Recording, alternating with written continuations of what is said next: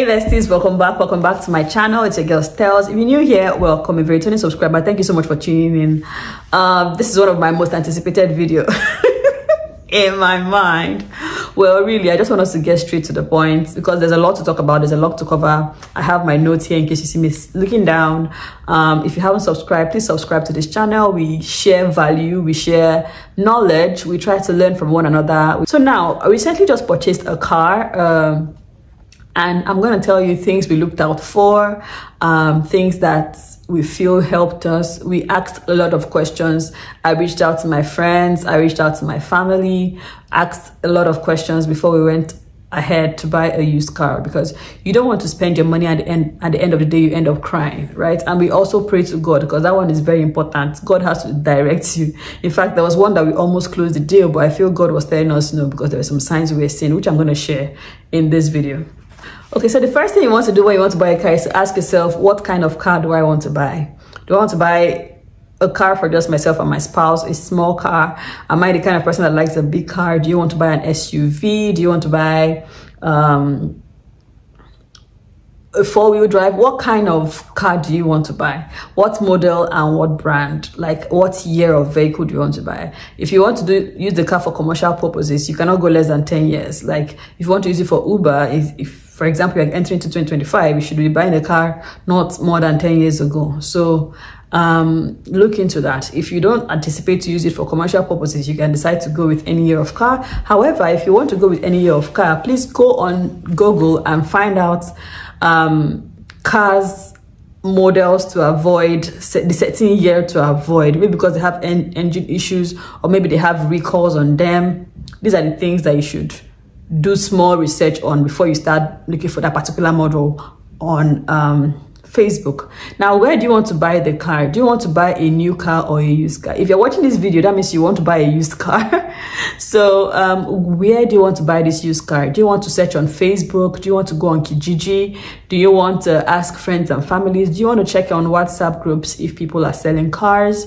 Do you want to just walk into a dealership and ask them, oh, can I buy one of your repo cars, your repossessed cars, or the cars they use for rental? Because dealership also sell these cars over time. So what is your go-to, right? That should be the next thing.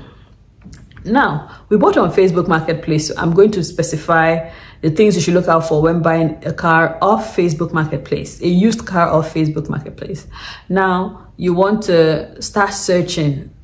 And how far do you want to go for this car? If you're searching within your vicinity, do you just want to search? Are you okay with just that option, or do you want to go further than that? We saw some cars that were very cheap, but they were very far. They were all up in Oshawa, some in Brampton, some in Milton. And I'm like, I don't want to go all the way there to pick the car, because if you pick the car, you cannot drive it outside that place without registering it in that place. So I don't, do you want to drive out without a license plate? How do you want to do it? There's so many things you need to look out for. People do it. I have people who have gone across cities to buy cars, and you know, it's all well and good. So tell yourself, how do you want to go about it? Are you willing to inconvenience yourself just to get what you want, or you just want something that's within your reach and you don't want to stress too much about it? Okay, so if you want to just search for cars within your area, even if you don't even know the kind of cars to search, you can just on Facebook Marketplace just search cars for sale by owner near me, and it will bring out cars. If you don't have a particular brand in mind, it will bring out cars for you. Now you need to go and search these cars, like I said, on Facebook to know the reviews, to see reviews on these cars.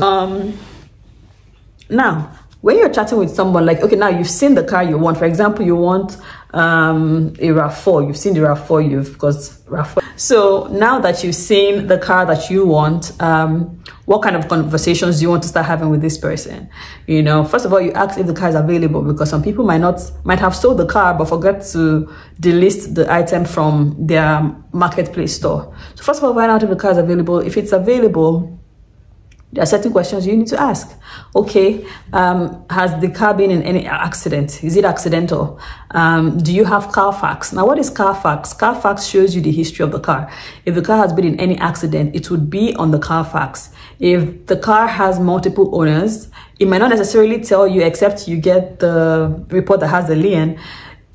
But if you see on the extreme of the Carfax where it's saying the registration aspect, if it's saying if it's saying new owner, that means there's a new owner on the car, you know. So check as often as you see new owner, that's when you can tell how many owners have bought the car. But if you are seeing renewed, that means the license is by just one owner. Like in our case, it was just one owner that's owned the car since 2014 till date. Now we would be the new owner. Now if there's going to be another Carfax pulled after ours, you'll see that registered by new owner. So that our own information will not come up after the first owner. So you want to check if it's accidented, because you don't want to buy a car that's been in several accidents. That's not a good one, especially if it's your first car, or even if it's not your first car. You don't want to buy a car that has been in, you know, so many accidents, you know. Then I mentioned Carfax. Find out why they want to sell the car. Like, you need to, if the story is not making sense, that car might be stolen. That's another fear I had with buying cars off Facebook Marketplace. The percentage of car theft in Canada is quite high. So you have to be careful when you're buying cars off unlicensed places like Facebook Marketplace. So ask the person, why do you want to sell the car? You know, try and read in between the lines. There was one person I chatted with that the story was not given. He gave me a number to call. By the time I called the number, then the person that I was chatting with is a white guy. The voice on the phone is an Indian guy. I was like, what the heck? You know? So weigh those options. So be very mindful, be very demure when you're trying to do that. So why do you want to sell the car? Ask that question. Ask questions about, oh, so what do I have to fix? A lot of them will tell you, oh, you don't have to fix anything, but ask that question. Like, some people will be honest with you. Even in the description, they'll tell you, oh, you need to change the brakes, you need to change the brake pad, you need to change the engine. There are some things they will also mention. The honest people will put the information there. Some very, you know, dishonest people will not put it there. But if you ask them, they might feel led to tell you, like, okay, see, everything is good, but you need to change this, you need to fix the lights, you need to definitely tell you. But some people will still not tell you, but just ask. You never can tell if that question will prompt them to ask you, what do I need to fix in the car? Okay, so when you're also looking at the car, also be mindful of the mileage. Now, I always wanted a car with less than 100,000 mileage, which is impossible to get. It's not as if it's impossible for our budget, because we're not buying newer model cars for 2014, except the car has not been taken out state. If it is like within, you might get, if it's someone like an old person that just wants to sell his or her car, that has just been driving from point A to point B, the mileage might be low. You can be lucky like that. But most times you see cars with mileage of over 100,000. People usually advise that if you want to buy a car that the mileage is less than 200,000. Ours was more than 200,000, but we still did not mind, because we're not putting so many miles on it, right? It's just we're only going from point A to point A. It's not point B. It's not as if my work is all the way in London and I'm traveling to London every single time. No. So if you want to buy a car and you know that you'll be going from maybe Toronto to Kitchener every single time, put that consideration in mind, because if the mileage is already high, you're going to accrue more mileage on the car as well. Now, yeah, then bargain the price. You know, bargain the price. If they tell you it's not fixed, I've bargained a price that the person removed over 2,500 just on the chat alone. But I didn't. By the time we discussed, myself and my husband, we didn't want to take the car anymore. The person has already removed over 2,500 on the car. That means the bargaining power was there. Some people will tell you the price is firm.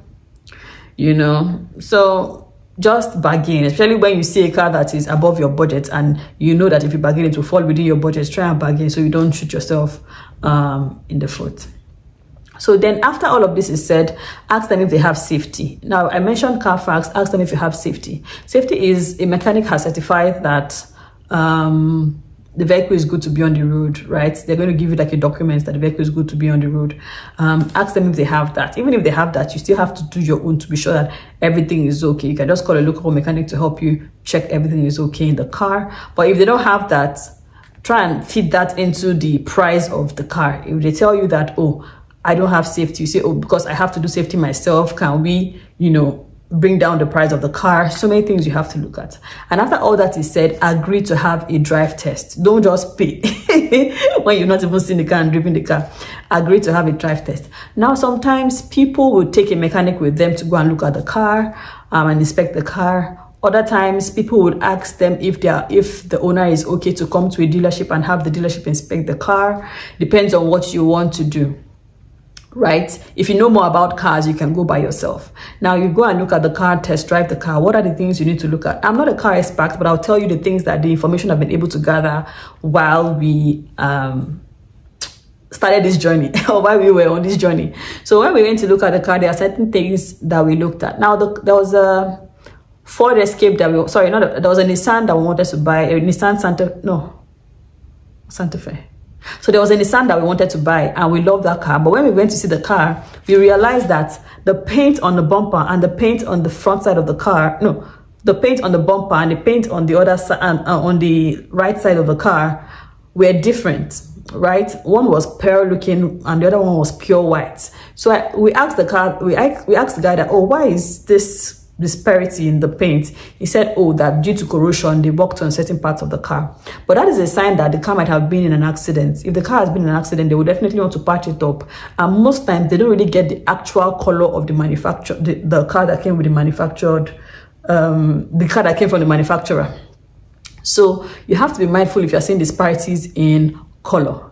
Now look at the car very well. Look at the colors from side to side.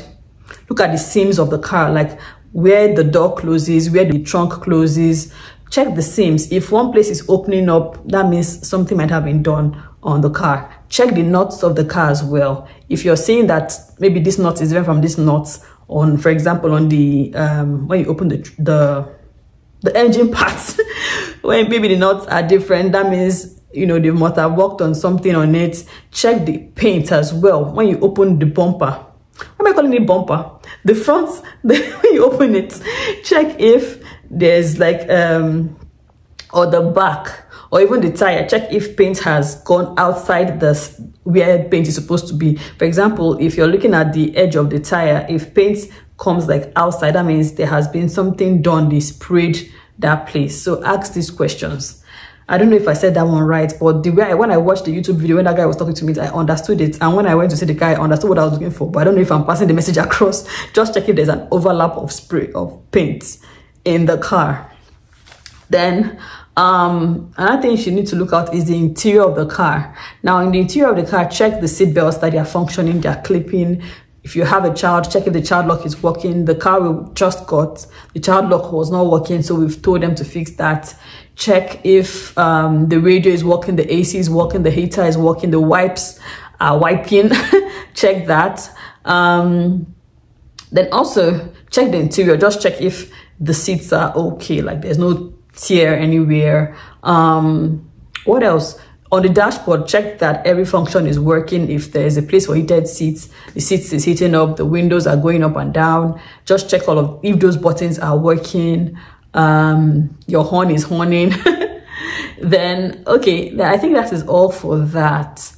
Then if the car is okay, like you're buying from the owner and you're driving it, ensure that, and you want to take it for a test drive, ensure that there are no lights coming up, no warning lights coming up. When you go to the front of the car and you open the bonnet, it's bonnet I've been trying to say, I said bumper, and you open the bonnet, check the engine oil, check is it transmission oil, check that it's not black, check it's like bright red. Yeah, I don't really know much about that bonnet side, so I can't really tell you so much about that, but these are the core things that we looked at. Then also check the seams check the tire, check that maybe the tire needs air, check all those things, check the track of the tire. Open the trunk, check the trunk of the car, ensure the car has a spare tire. If it doesn't have a spare tire, inquire about that. If it has a spare tire, ask if the spare tire has been, you know, pumped with air, if it needs air. Ask when last the car was serviced. Ask when last there was an oil change in the car. These are things you need to know. Some people will tell you that they usually change the oil themselves. Now check if they use synthetic oil for that car. Sometimes if you don't use synthetic oil from that car, it's not good. A lot of times you should ensure that you use synthetic oil. That's why it's advisable to take your vehicle to the dealership to have it changed, the oil changed, or if you know how to do it yourself, you do it yourself, but get synthetic oil. When you're taking the car for a test drive, take the car for a test drive, 10 minutes, you know, 12 minutes, take your time, because ensure you feel comfortable in that car. Take the car for a test drive. When you're taking the car for a test drive, if the person is talking to you, tell the person to hold on a bit. If the radio is on, turn off the radio, listen to the sound of the vehicle, ensure that the engine is sounding right. You're not hearing any funny noises, you know, coming out from the vehicle. Also, rev the car up, like accelerate a lot, rev it a lot. Change lanes if you're driving, come out, change lanes, see how it works. The vehicle is not shaking, you know, it's not having suspension issues. Press the brake, match the brake, check that it's working, because you don't want to be in a situation where you're trying to match the brake and the brake is not working. So try all these things out. The person will know that you're trying to test the car. If you're a woman like me, try these things out. Don't let them buy you. Okay, so after doing that and you're ready to buy the car, still see if you can bargain. If there's something you observed in the car and you feel like that can actually reduce the price of the car, bargain with the person. If the person is willing to reduce the price, fine. If he's not willing, if you're still willing to buy the car, go ahead and buy the car. Now, if you're buying the car from a third party, sorry, not a third party, if you're buying the car from the owner, obviously the person wants to keep his or her plates. They might not want to give you their plates. You know, you need to register that vehicle and do some licensing. So it's better you and the person go take the car to Service Ontario. Now you take the car to Service Ontario, they might charge you HST. Now what some people do, which I would not advise, but if you just want to hear it, they lower the value that they bought the car so that they can pay a lower HST. You know, whatever you're paying whenever you're paying tax to the government, it's always 13% of the item you're purchasing. So for example, you told the person that the car is 8,000 and you and the person go to Service Ontario, you can just tell them that the car is 4,000 so that you can pay less tax.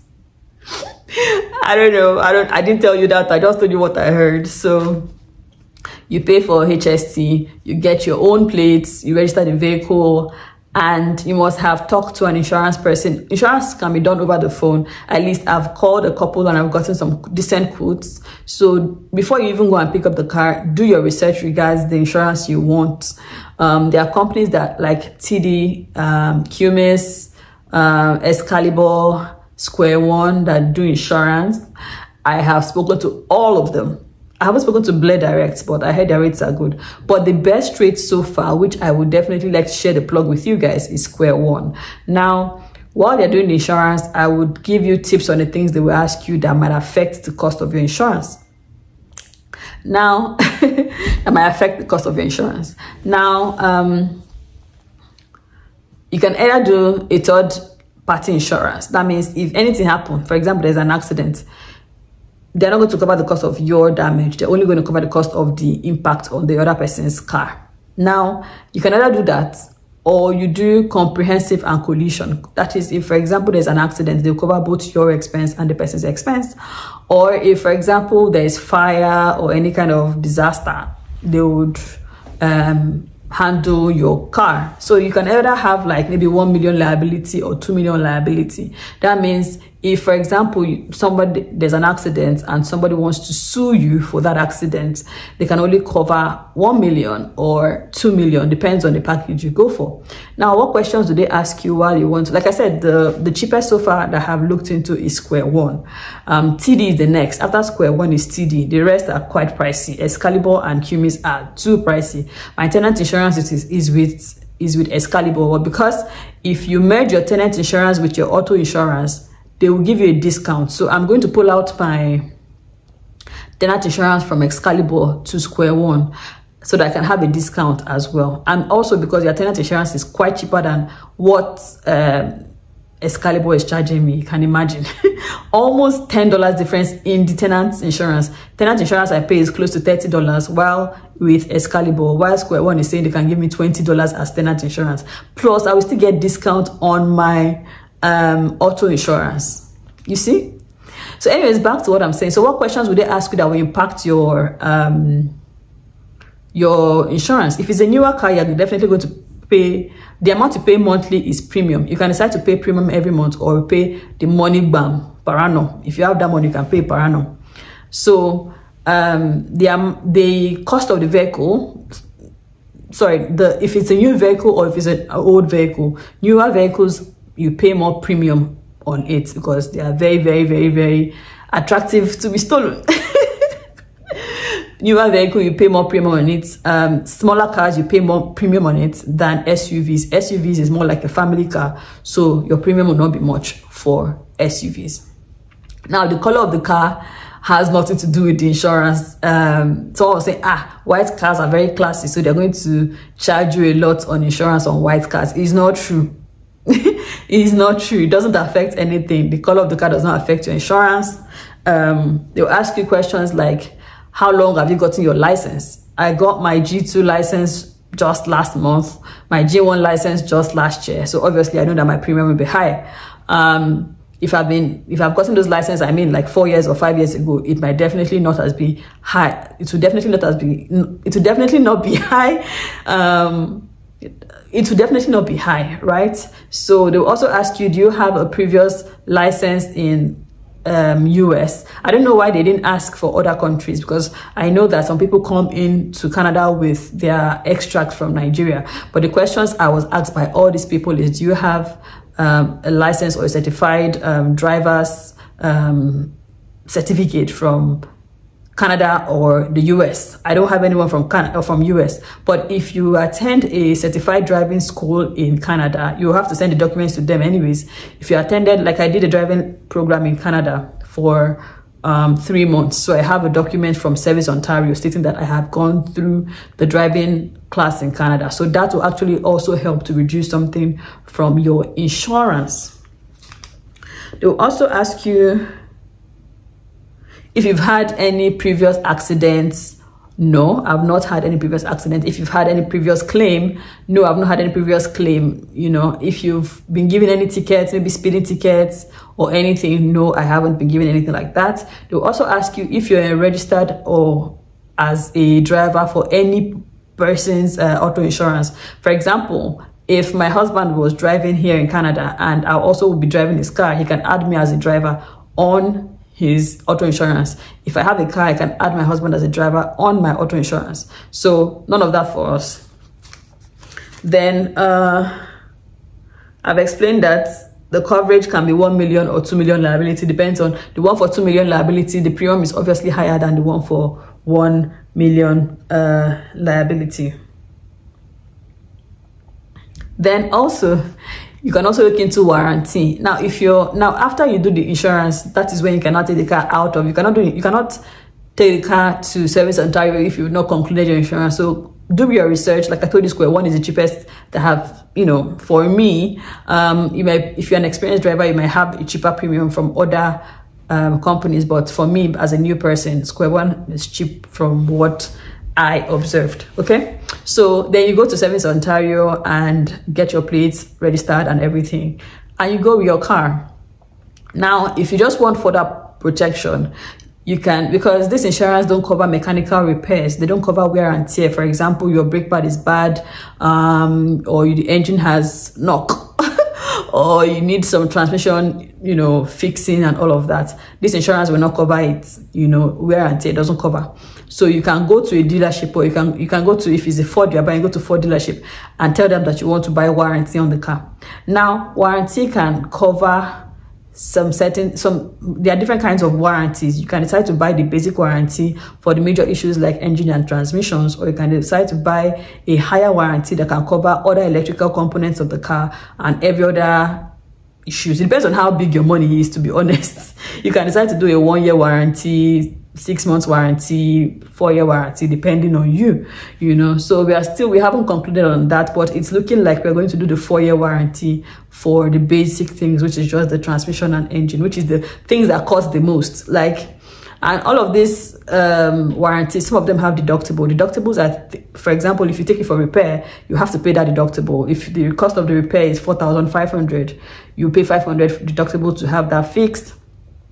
And sometimes this warranty also have limits. Not sometimes, a lot of times they'll tell you that, oh, if you're doing 3 months warranty,